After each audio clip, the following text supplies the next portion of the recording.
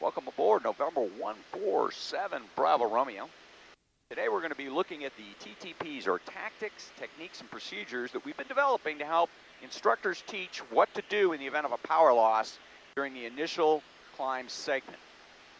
Now, a tactic is how we employ an airplane, and in this case, it's flying the airplane without stalling the airplane and getting into an alternate landing site, or even perhaps back to the takeoff runway. A technique is how we accomplish something, and a procedure is something that we have to accomplish. So as instructors, we have a lot of latitude as far as techniques go. Now, what I've done is I've downloaded the maneuver card from the back of the appendix of the draft TTPs, and we're going to fly those today.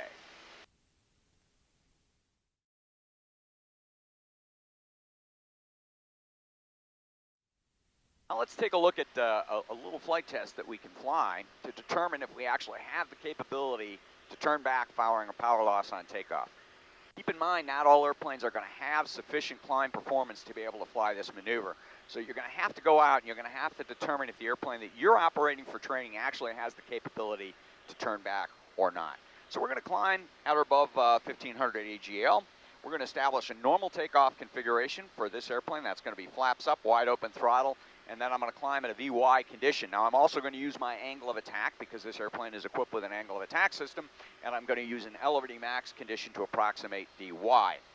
What I'm going to do is I'm going to stabilize initially at 500 feet below my test altitude. I'm going to get established in my climb, and then I'm going to get a time hack as I pass the even altitude in the climb. For my stopwatch today, I'm just using a iPhone, and that'll work. Regular stopwatch will work, doesn't matter. Also going to be easier if you do this with another person on board. I'm doing it single seat today. That puts me at a little bit of a tactical disadvantage because I have more things that I have to worry about. I recommend that as you're teaching yourself and you're learning about this, you go up with another IP, you grab an airplane, and you experiment together, and you divide duties in the cockpit. So let's go ahead and just fly this first maneuver. All I'm going to do is slow to an elevating max condition.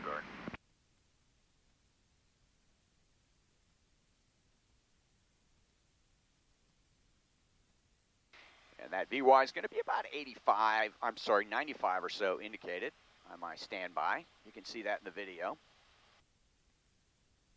And it's a trend indicator aligned with the elevating max markers on the AOA. So I'll just stabilize in this condition here momentarily. Flaps are up, mixture's rich, and power's coming up to wide open throttle.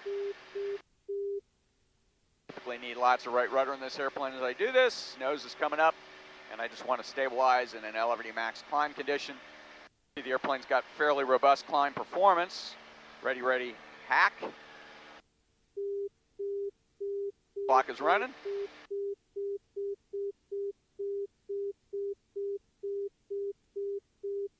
I just maintain an elevating max VY condition.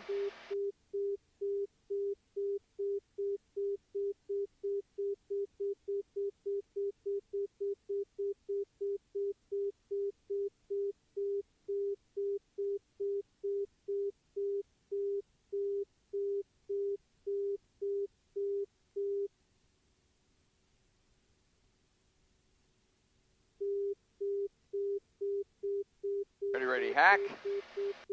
And looking at about 40.8, so we'll say 41 seconds for the climb.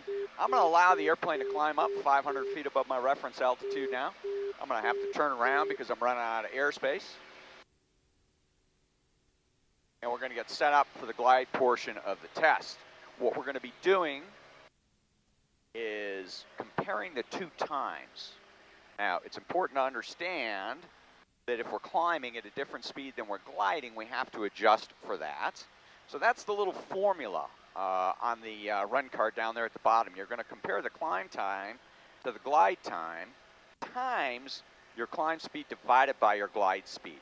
So we were climbing at 95, but we're going to be gliding at about 70 to 75.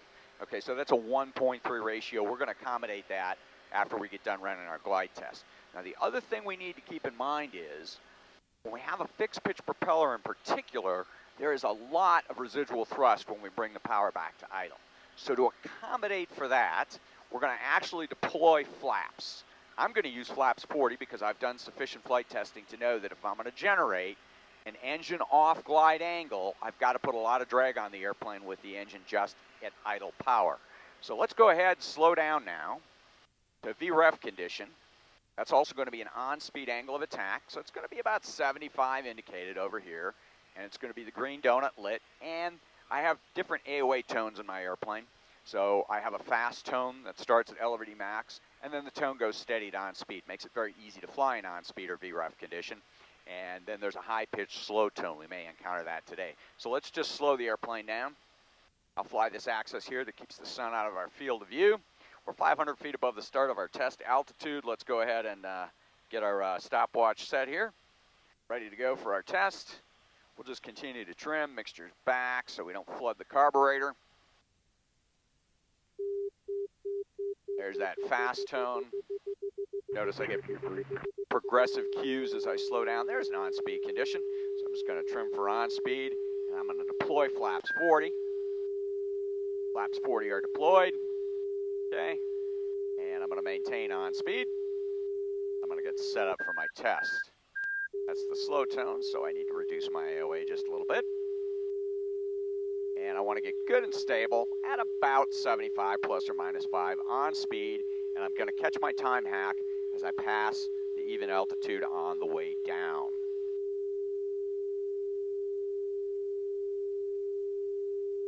So I got my stopwatch ready. Just maintaining an on-speed condition. There's our 75. Ready, ready, hack. Throttle's in idle. Make sure you don't have any throttle creep in your airplane. Depends on how your carburetor or your fuel injector is adjusted. And we've got our drag flaps deployed. We're mimicking engine out climb performance. I'm sorry, glide performance rather. And the way I determined that was going up and shutting the engine down and actually measuring actual glide performance, and then measuring glide performance with different flap settings. So I need maximum flaps in my airplane to get my normal engine out glide angle, flaps 0. I know that can be a little confusing, so think about that for a second.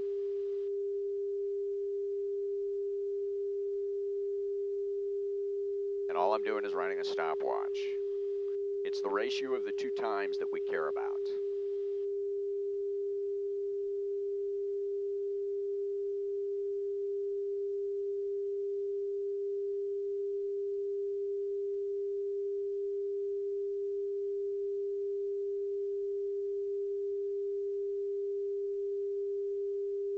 And we're starting to approach our test altitude. I'm going to get my stopwatch ready.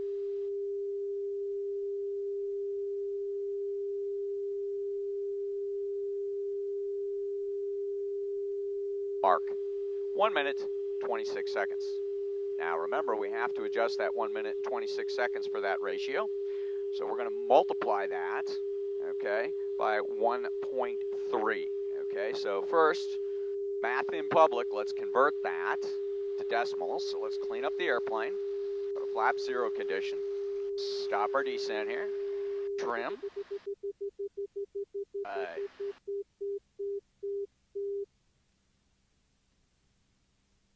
That's going to be 1.4 minutes-ish. I'll round down just a little bit. So I got pessimistic performance, and that's what you want to think of in terms of pessimistic performance. So 1.4 times 1.3, okay, gives me 1.82. Wait, 648. So 1 plus 48 is my adjusted time.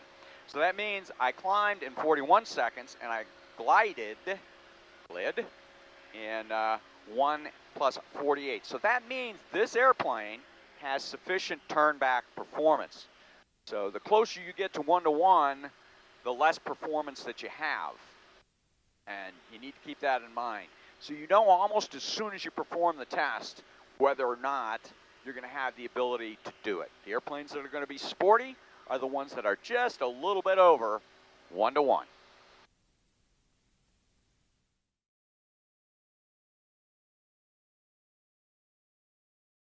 Test. The next maneuver I want to demonstrate is just a basic AOA recovery. Now, the FAA has changed the philosophy on stall recovery. I no longer, as an instructor, am really concerned about the amount of altitude lost during a stall, nor am I really concerned about how fast the student gets the power back in. What I really care about is his angle of attack control. So this maneuver is designed to teach a basic AOA recovery. In other words, what to do with your pitch, okay, if your engine fails in a climb situation. So this is very similar to the old takeoff and departure stall, and we're going to combine some different elements, and we're going to work in a building block approach to get up to a takeoff and departure stall. So first we're just going to fly basic AOA recovery. The way we're going to do that is just slow down to our normal climb configuration and speed. In this case, we're going to be flaps up, VY. So that's going to be about 95 indicated, or an LRD max condition if you have an angle of attack indicator in your airplane. I'm just going to trim for 95. And I'm going to apply wide open throttle.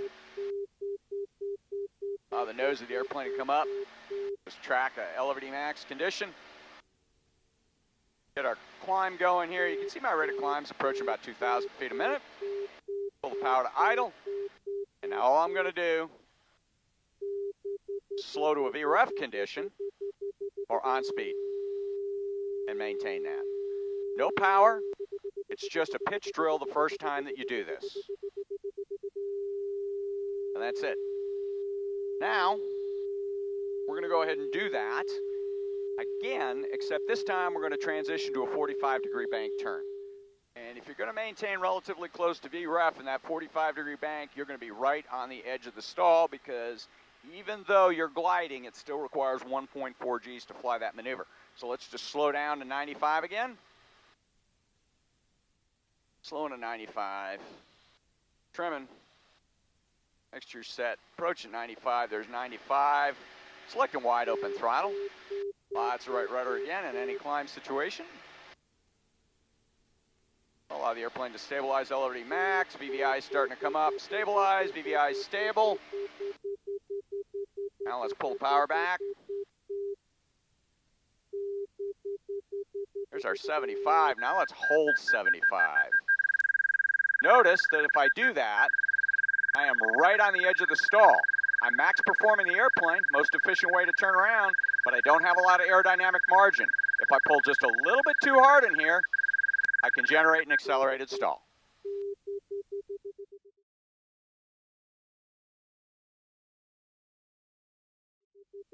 All right, the next maneuver we're going to look at is the gliding 45-degree bank turn.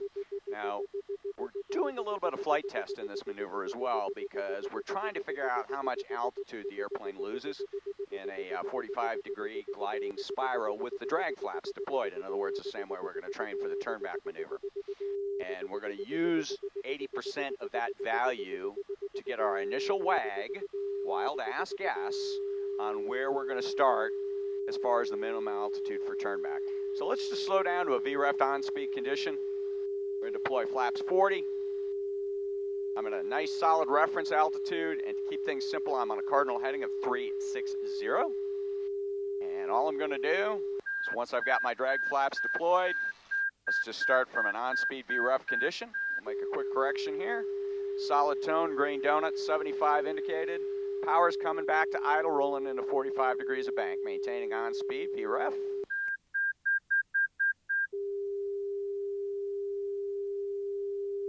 I'm just looking out the window for my 45 degrees of bank. This is a visual maneuver. This is not an instrument maneuver. Notice my indicated airspeed as I maintain on speed and come back around to north. So I lost 700 feet. So let's take 80% of 700 feet. 0.8 times 700, math in public. My minimum altitude for turnback practice based on that is 560 feet AGL. Now let's fly that maneuver one more time. But instead of just maintaining that constant angle of attack, let's maintain a pure VREF condition, which reduces my stall margin, but increases my turn performance, and it'll reduce the amount of altitude I lose in the turn.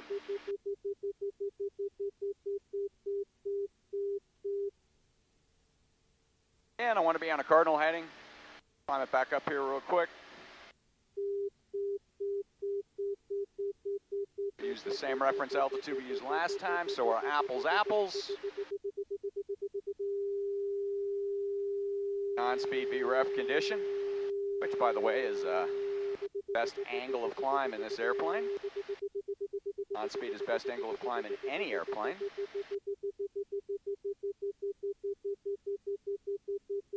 Just level off here. Power's coming back. Flaps 20, flaps 40, VREF. Now, I'm going to maintain my airspeed. Notice it immediately puts me in the stall warning. I'm right on the edge of the stall, no big deal. My AOA system allows me to hear that. Airspeed's still increasing and rolling out. And notice I only lost 400 feet. So 80% of 400 feet is even less. So that's the difference. That's why it's important, okay, to max perform the airplane around the turn. But keep in mind that when I hear that stall warning right now, I am this close to the stall. So you have to be comfortable maneuvering the airplane right up there.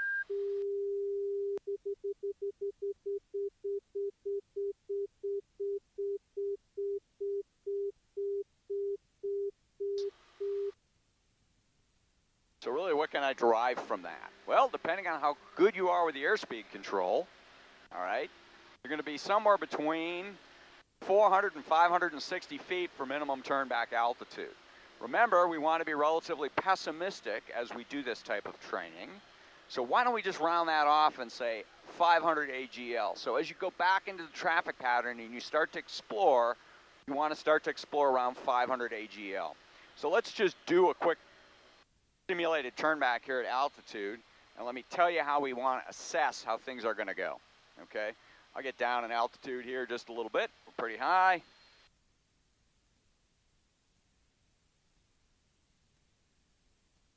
Speed that up.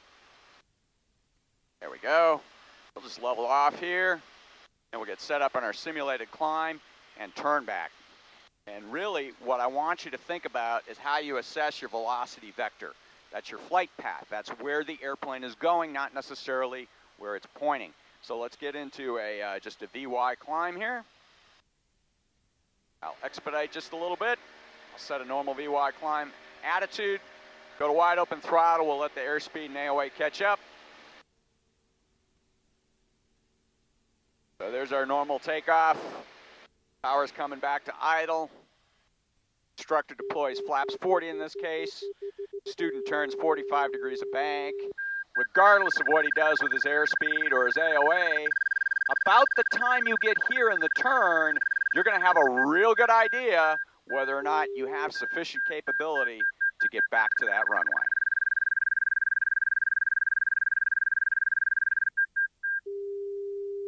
Another important concept, the turnback is not a 180-degree maneuver.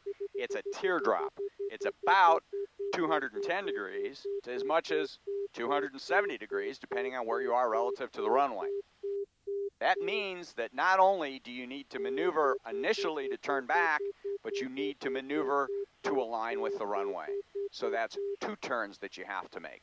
1 to turn back, 1 to align. Let's take a look at what happens to the AOA and the airspeed while we're doing those maneuvers. Take the airplane back up here real quick.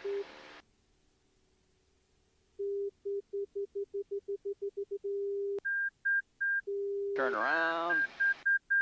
Obviously, big hack for me that I'm able to listen to my angle of attack. It makes flying really, really easy. So let's get set up. Here's our normal takeoff. Power's coming back. Power's back. AOA recovery. Instructor deploys drag flaps. Student maneuvers. And specific bank angle isn't critical. Anything more than 35 is good. In this case, he's pretty good about unloading. Get to here. You go, oh, I can make it to that field. You're going to have to roll up. Yeah, I enjoyed it. Second time for me, thanks. And then you're going to have to maneuver to align the airplane back with the runway. We're going to actually use the sun to simulate the runway axis in this case. Now let's go and demonstrate that at low altitude.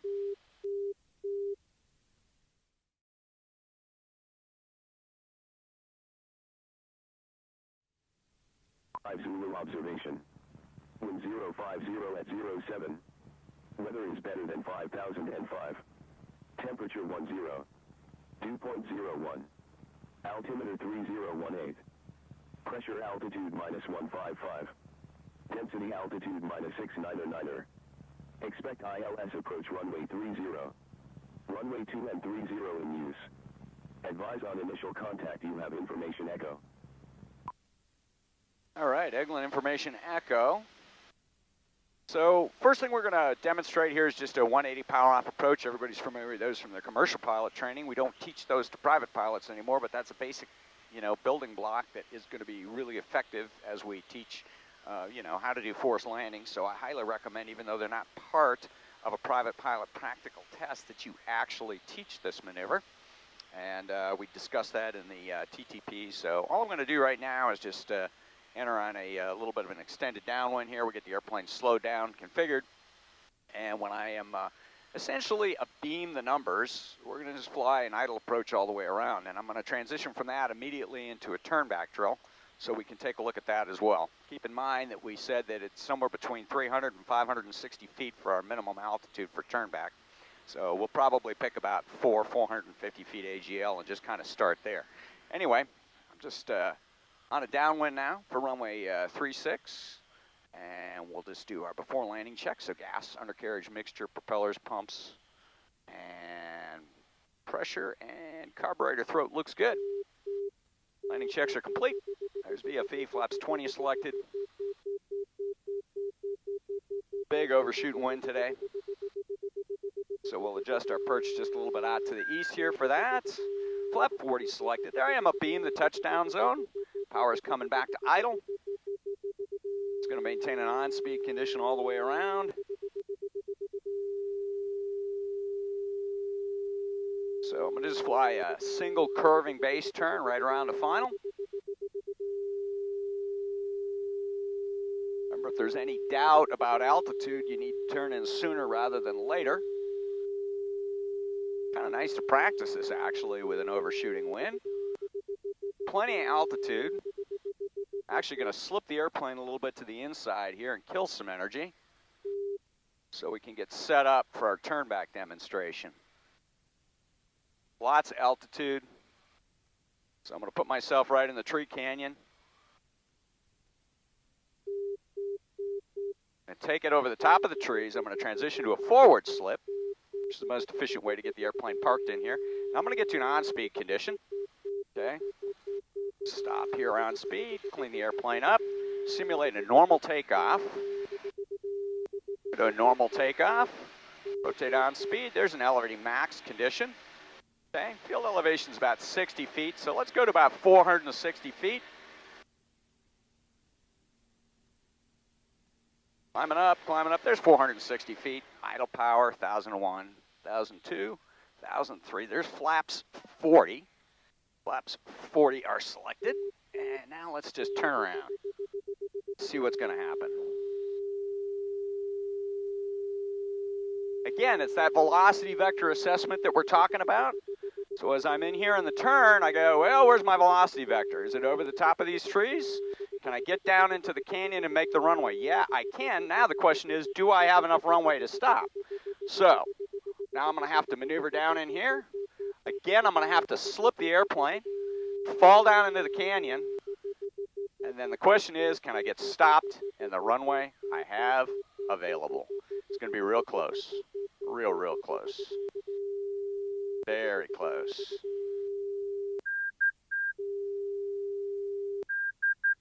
Just barely do it. This is a 4,000-foot runway.